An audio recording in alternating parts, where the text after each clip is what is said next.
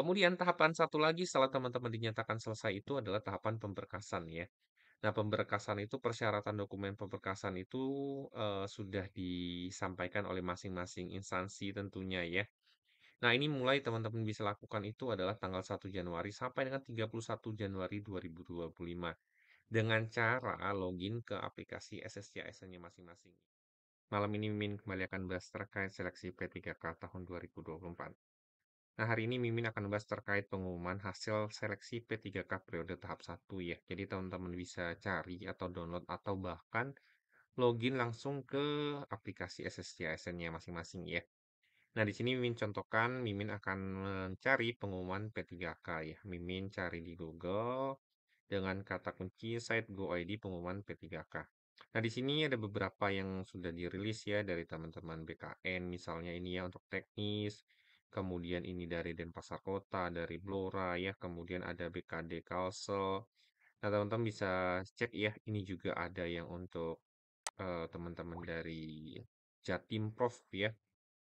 Nah, ini adalah dari Jatimprov ya, teman-teman bisa lihat pengumuman hasil seleksi kompetensi P3K Teknis periode 1 tahun 2024. Nah, ini rata-rata beberapa teman-teman daerah itu sudah share ya. Ini adalah untuk P3K Teknis terlebih dahulu ya. Ini sudah di-share. Kemudian teman-teman bisa lihat dapat diunduh pada link berikut ini ya. Ini adalah link hasilnya ya.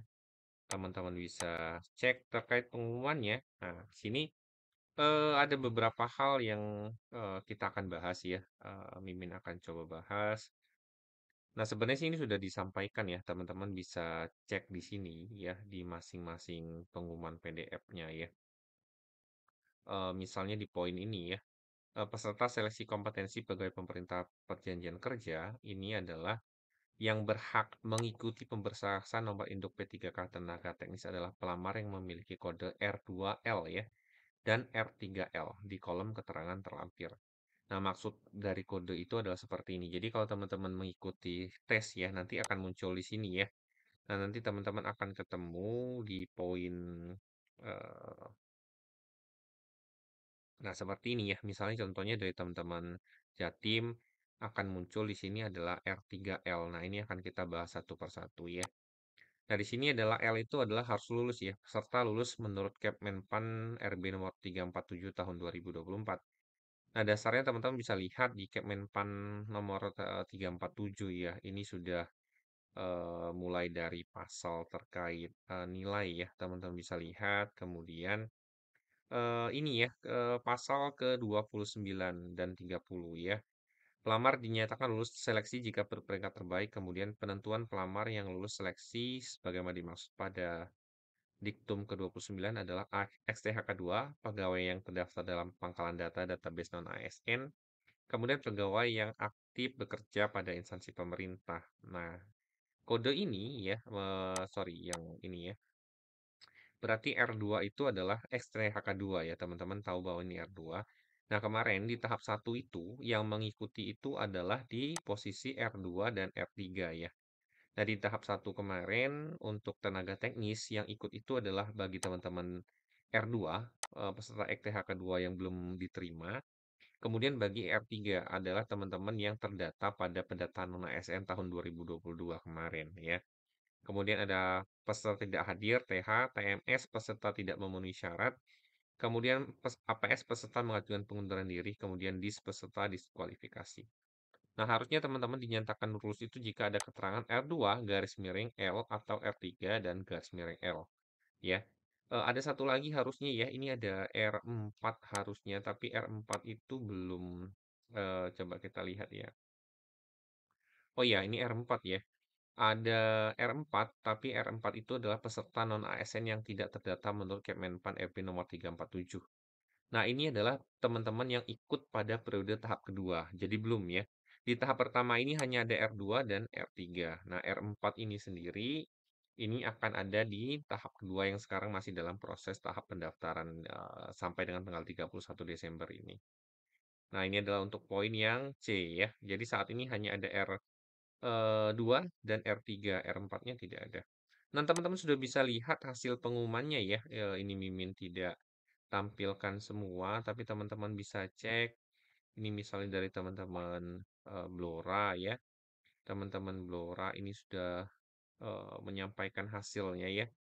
Ini sudah detail, teman-teman silakan cek saja dan lihat hasilnya ya di sini ya.